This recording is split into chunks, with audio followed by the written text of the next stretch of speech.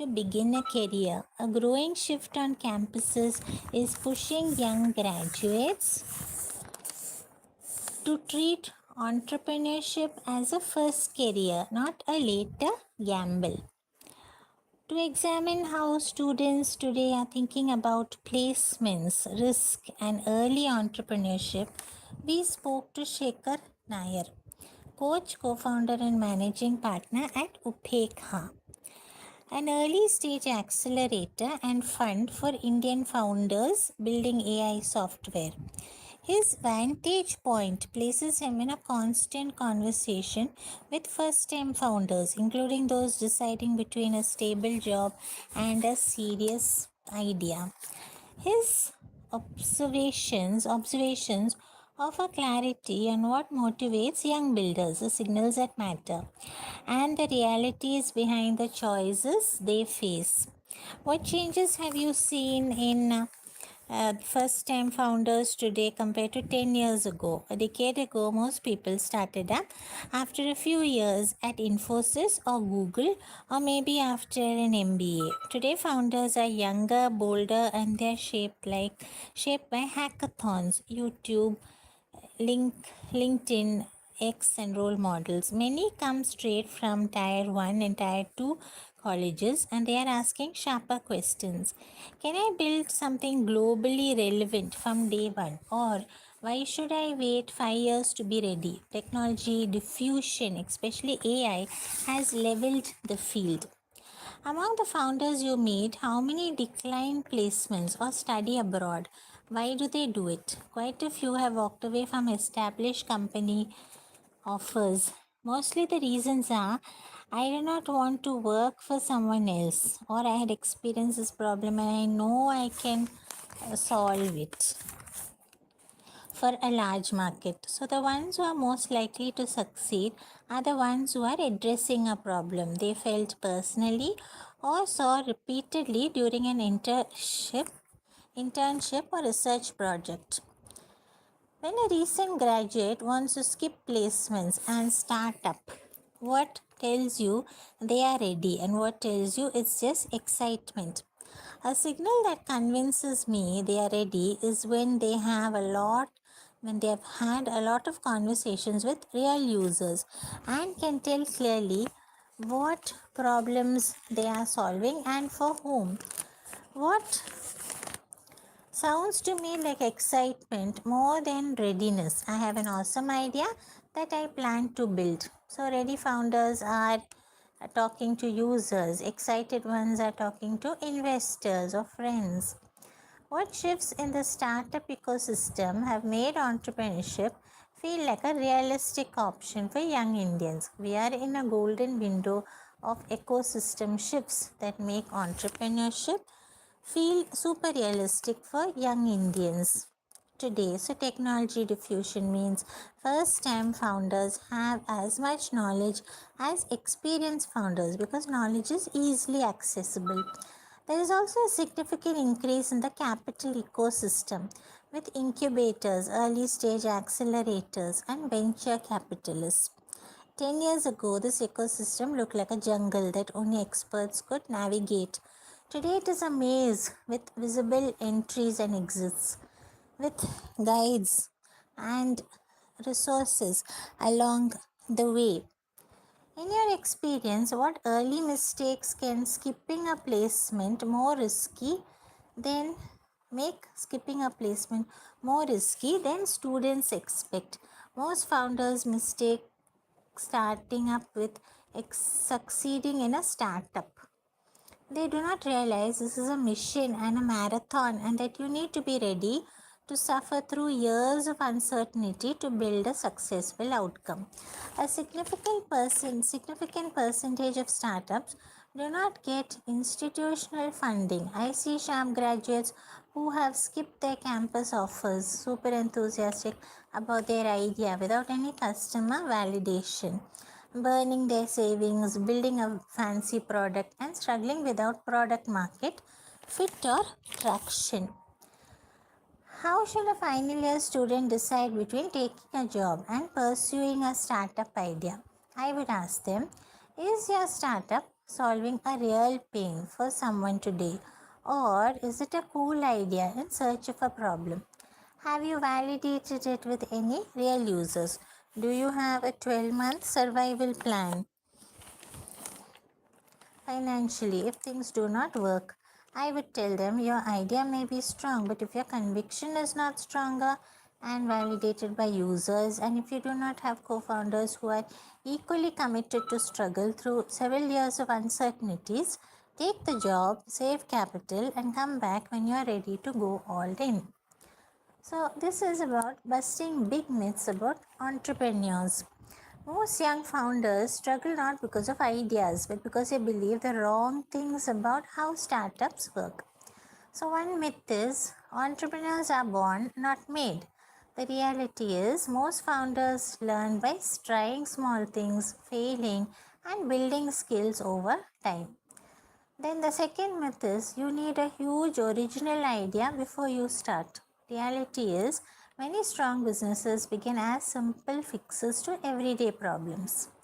One another myth is only rich or well connected people can build startups. So the reality is networks, grants, incubators, digital tools, all of this support a wider range of founders. Then next myth is funding is a big step. Reality is the first step is proof that someone cares enough to use or pay for what you built. And then you have entrepreneurs work alone. That is one myth. Reality is more successful founders build strong teams, mentors, and peer circles early. So these are the things that is about a job to begin a career, where there is a growing shift on campuses which is pushing young graduates to treat entrepreneurship as a first career, not a later gamble. So you have some nice examples here. One is Kiran Mazumdar Shaw, Biocon. So turned away by banks and unable to hire staff, she began Biocon with minimal equipment that often broke down.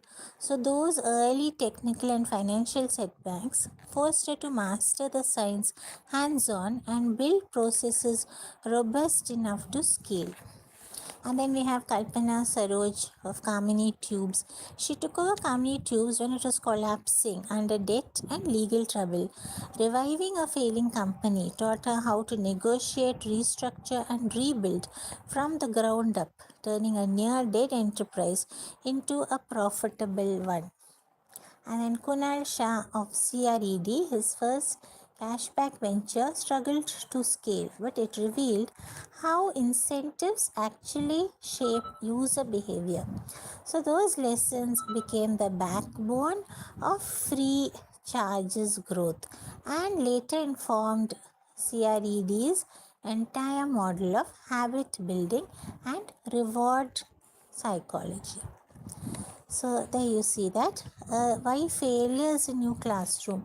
So early failures will feel like dead ends, but for many founders, they are the first serious teacher. So each stumble strips away illusions and it forces cleaner decisions the second time. So now we'll have something about how an idea becomes a venture. So one is spot a problem. Notice a real specific pain point in a student life, work or community. Second is turn that problem, shape a simple idea. So turn that problem into a clear solution and that can be tested quickly. Number three is test with real users. Show early users a basic version, collect honest feedback, and watch behavior. At number four is refine and focus. Drop nice to have features, double down on what users actually value. At number five is find support. Seek mentors, campus cells, incubators, or peers who can plug gaps in skills. And then at number six, formalize the venture.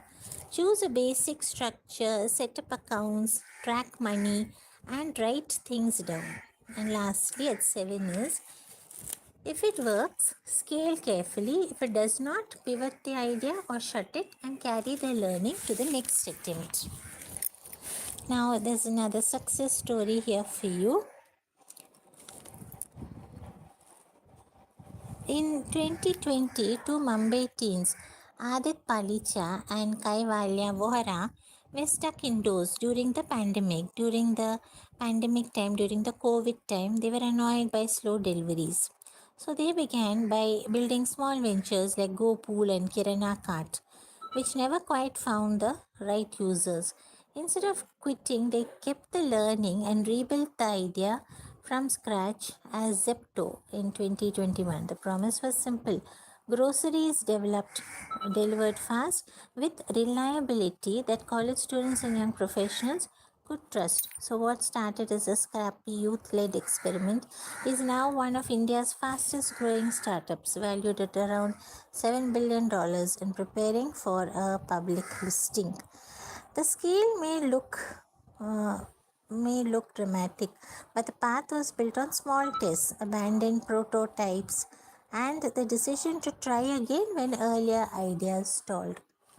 So, what is it that makes entrepreneurs think differently? Recent studies show patterns in how young founders make decisions and learn under uncertainty. So, cognitive flexibility and entrepreneurial creativity. You, Zhao and Hu, 2023, Frontiers in Psychology.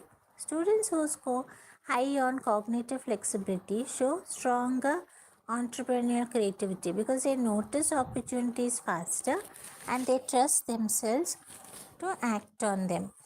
And then we have entrepreneurial education, creativity, and intention in college students. Lee Sao et al. 2023 Frontiers in Psychology. Entrepreneurial intention tends to rise when students receive structured entrepreneurial and creativity education, particularly partly because it increases self-efficacy. This is one of the key psychological mechanisms linking education to startup intention. Then university supports self-efficacy and entrepreneurial intention. Galvo et al. 2024 Springer. Students who perceive strong educational support from their colleges or universities, such as relevant courses, guided activities, will show higher entrepreneurial self-efficacy and intention than those who do not report such support.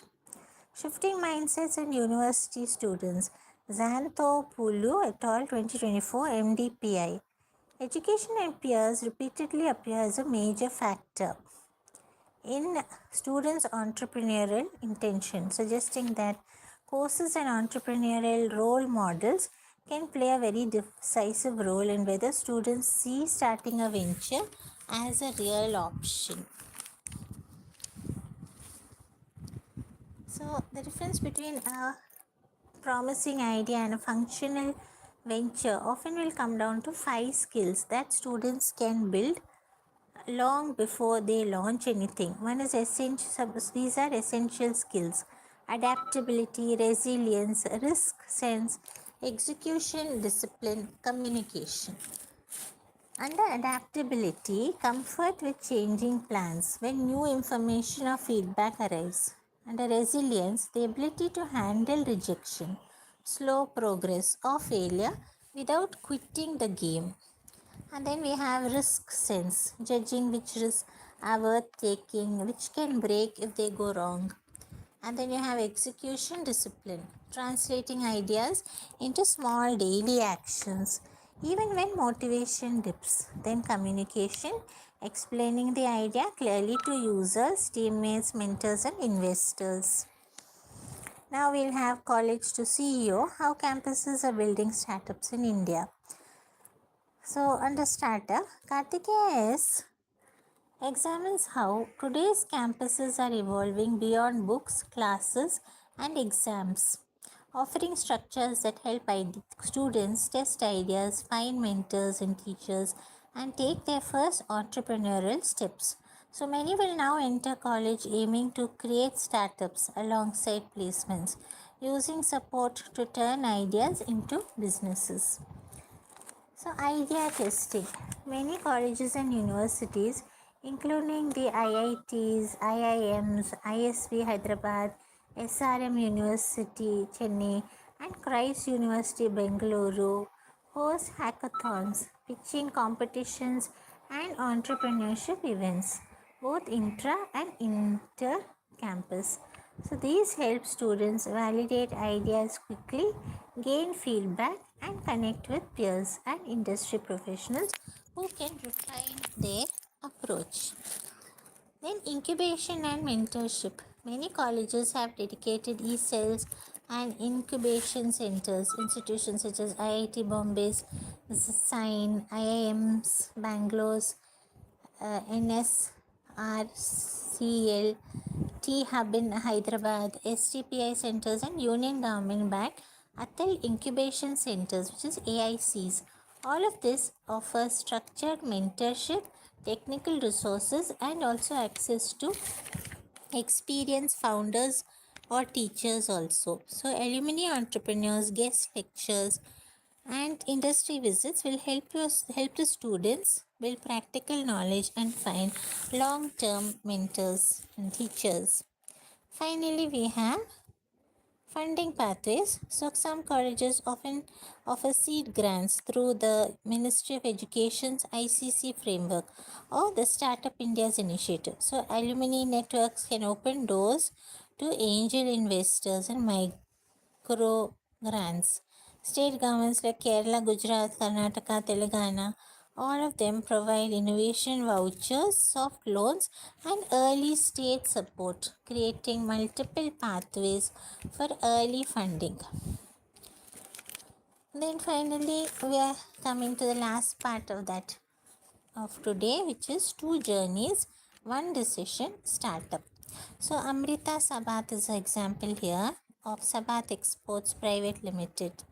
In this company, she was working as a corporate analyst until she quit due to personal reasons. So she says, when I decided to go back to making money, I decided to further my family's existing business of selling spices by including handloom, arts, and crafts that Odisha is known for. I started my enterprise in 2015 with a mission to promote and source my products directly from the artisans who produce them. I am up against garment companies that mass produce their products, so every day was a hustle.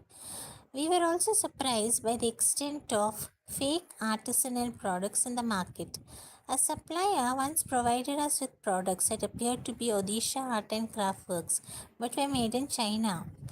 But we have become better at spotting the fakes. Then MD Yusuf, Brew Monk of Brew Monk says, I was a regular engineering student focused on placements until I started organizing and participating in entrepreneurship and business competitions. I had a few unsuccessful startup attempts and then joined an immersive entrepreneurship program at the Indian School of Business, where I started working on my current venture, which is Brew Monk. It has been a surprisingly lonely journey, drifting apart from my batchmates who were focused on getting great placements. However, I was at an age when I can afford to make mistakes. I will be left behind my peers, but I can also catch up to them. Also, it is a myth that startups don't offer work life balance and that you have to keep hustling. I always make sure to finish my work, be it college coursework and assignments or startup related work, within hours of starting.